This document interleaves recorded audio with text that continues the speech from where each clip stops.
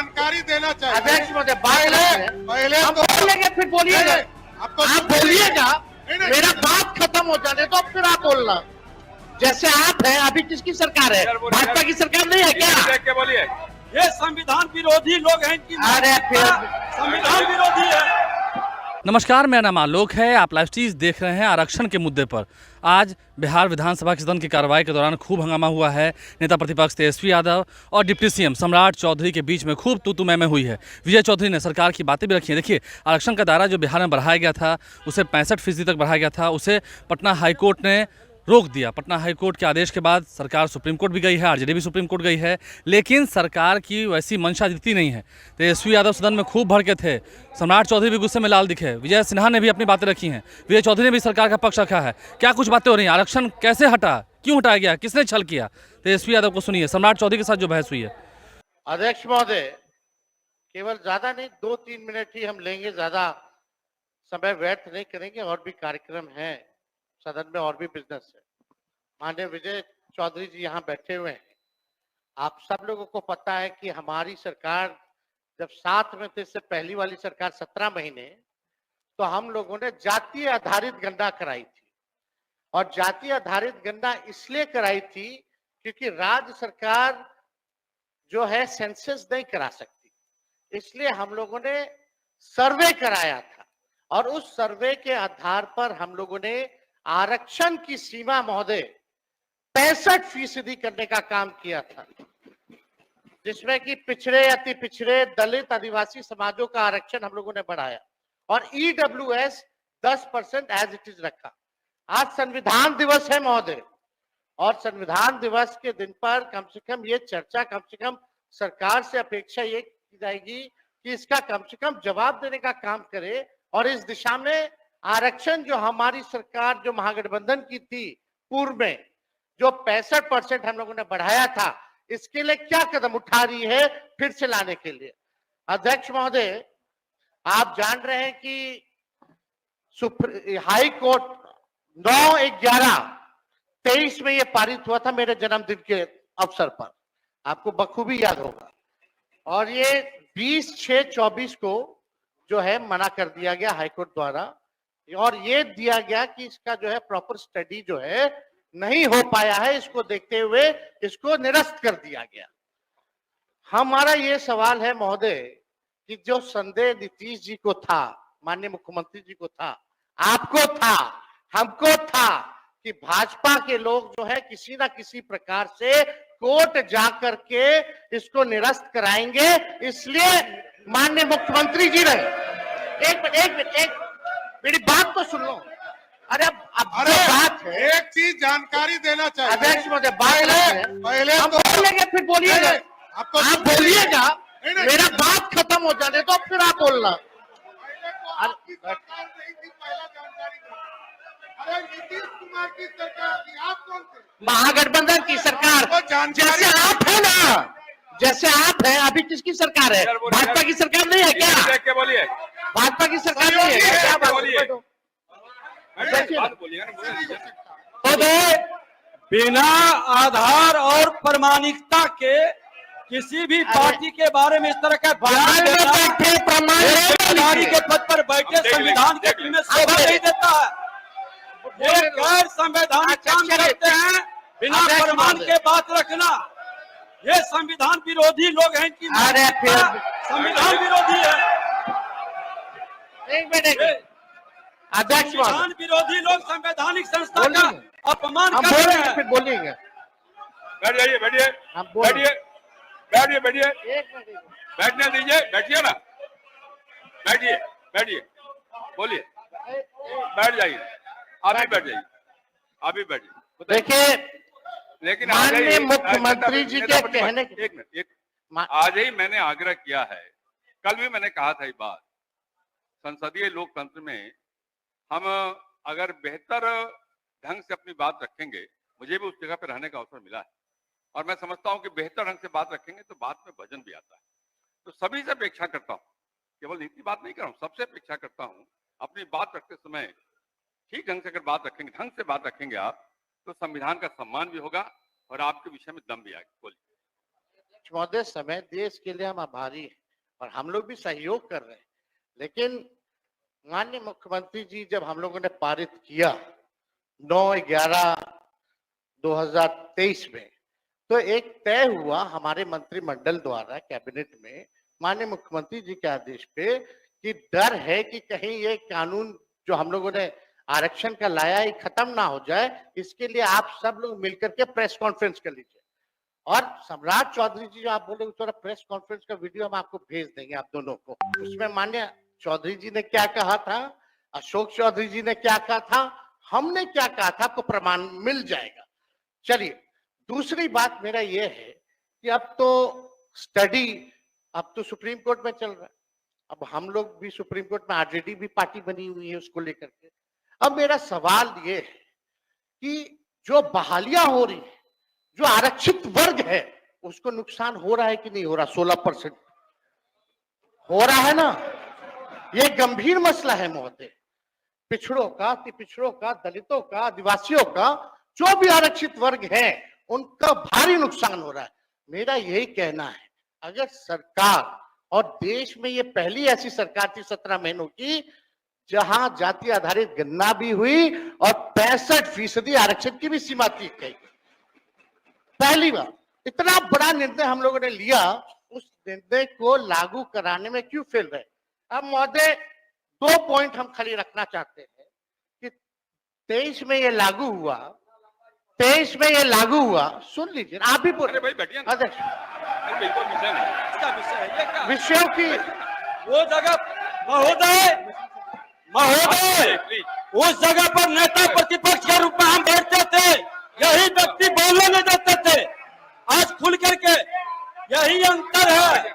हम नेता प्रतिपक्ष के रूप में इस पर डिबेट कर रहे थे, आप माइक बंद कर दिए। अध्यक्ष महोदय 2 पॉइंट करा रहे हैं, आपको आप बैठिए। अवगत करा रहे हैं। हम लोग हर तरीके से सदन चलाना चाहते हैं, आप भी डिस्टर्ब कर रहे हैं। तेज भी बोलिए। 2 पॉइंट संक्षेप में कि बताइए। ये 11/23 में चौधरी जी 11/23 में 9/11/23 को ये लागू हुआ, निरस्त जो हाई कोर्ट से 20/6/24 में हुआ। हम लोगों की मांग थी कि इसको शेड्यूल 9 में डाल दिया जाए। अगर आप लोग आरक्षण के पक्ष में थे केंद्र सरकार, तो इसको शेड्यूल 9 में क्यों नहीं डाला गया? पहला प्रश्न। दूसरा महोदय कि अभी भी हम लोग इंतजार कर रहे हैं, अभी भी माननीय मुख्यमंत्री जी को मेरे तरफ से रिक्वेस्ट कर दीजिएगा चौधरी जी, और दोनों चौधरी जी कर दे तो ज्यादा भार पड़ जाएगा।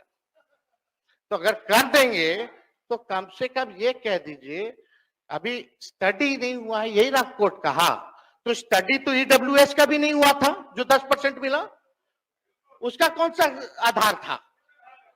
ये तो हम लोगों ने कास्ट बेस्ड सर्वे करा के आरक्षण दिया। तो अभी हम लोगों की यही मांग है कि सरकार अगर इच्छुक है, आप दोनों बलवान लोग बैठे हैं, दोनों दो डिप्टी सीएम है, पहले हम अकेले थे तब हुआ था, अब तो दो है। तो महोदय यही हमारा मांग है, खाली मांग सुन लिया जाए कि इसमें अभी भी स्टडी के लिए एक असेंबली की कमेटी बना दीजिए, एक असेंबली की कमेटी बना दीजिए जो स्टडी कर ले। और अरे भाई आप बैठिए।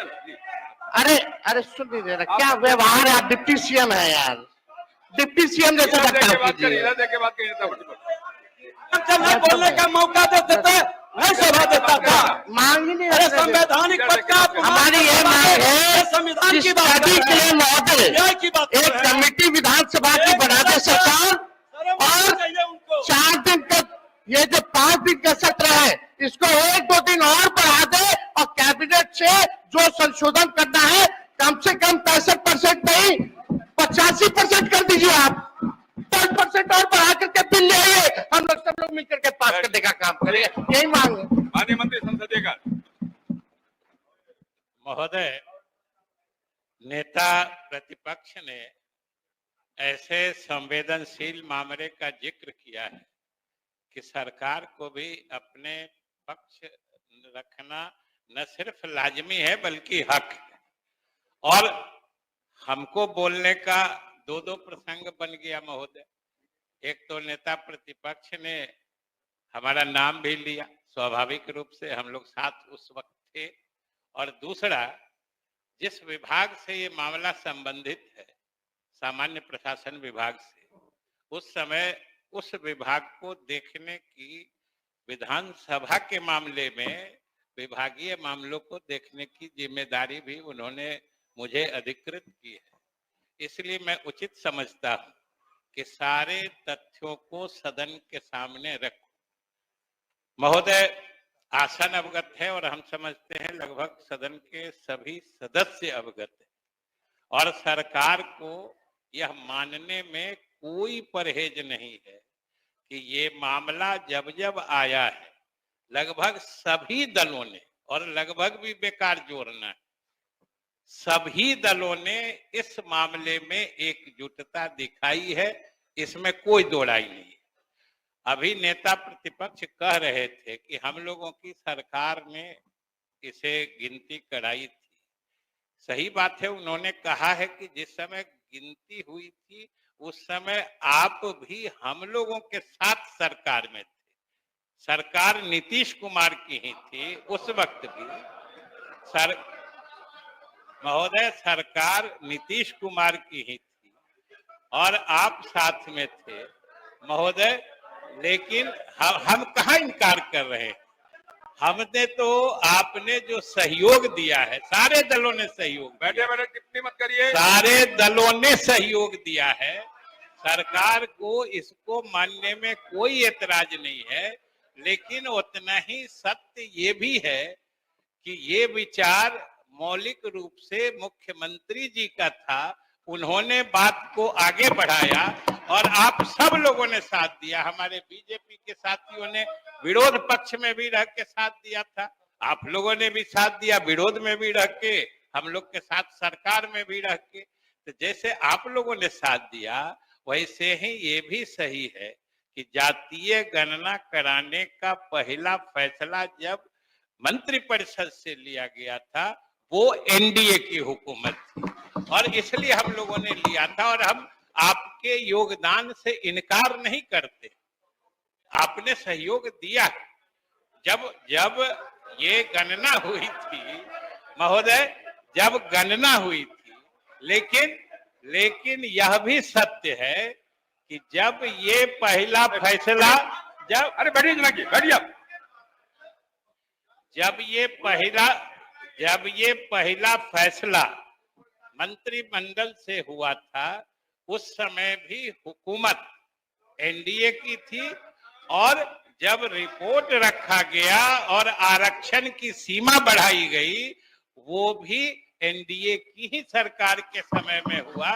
इसलिए दोनों छोर पर हमारे पुराने साथी ही हमारे साथ में थे, सहयोग आपने भी दिया था। और महोदय जहां तक कह रहे थे नेता प्रतिपक्ष, अब मौलिक आइडिया ये हमारे मुख्यमंत्री नीतीश कुमार जी का था, उनके दिमाग में बात कैसे आई थी, इन सब बातों का तस्करा मेरे ख्याल से बहुत समय हो चुका है, हमें हो चुका है, उसका जिक्र करके। और महोदय आप बैठिए ना, आपकी बात पर फिर हम आ रहे हैं। महोदय दूसरी बात है कि इन सारी बातों के होते हुए भी हम सब की राय बनी थी कि इस कानून को 9वीं अनुसूची में डाला जाए, ये हम सब की राय थी, इस राय से भी कोई अलग नहीं थी। और 9वीं अनुसूची में डालने का महोदय, अरे विषय गंभीर है, सुनिए, आप उसको मजाक में बना रहे हैं। इतनी गंभीर चर्चा हो रही है, सारा सदन इसके लिए चिंतित है, कहा जा रहा सुना करिए, समझा करिए। और महोदय 9वीं अनुसूची में डालने का मतलब होता है कि इसको न्यायिक समीक्षा से संरक्षित किया जाए, लेकिन इस बीच में कई लोग कोर्ट चले गए और ये कानून ही निरस्त कर दिया। महोदय ये कानून ही निरस्त कर दिया गया।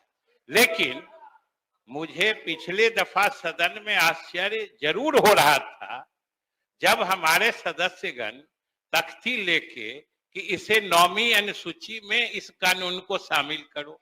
महोदय मुझे आश्चर्य हो रहा था कि आज की तिथि में वो कानून अस्तित्व में नहीं है, न्यायालय ने उसे खारिज कर दिया है और जो नेता प्रतिपक्ष आप पूछ रहे थे, हमको ये बताने में क्या छिपाना है सरकार को, क्योंकि वो कानून न्यायालय ने निरस्त करते हुए यह भी निर्देश दिया है कि बहालियां किसी हालत में नहीं रुकेंगी।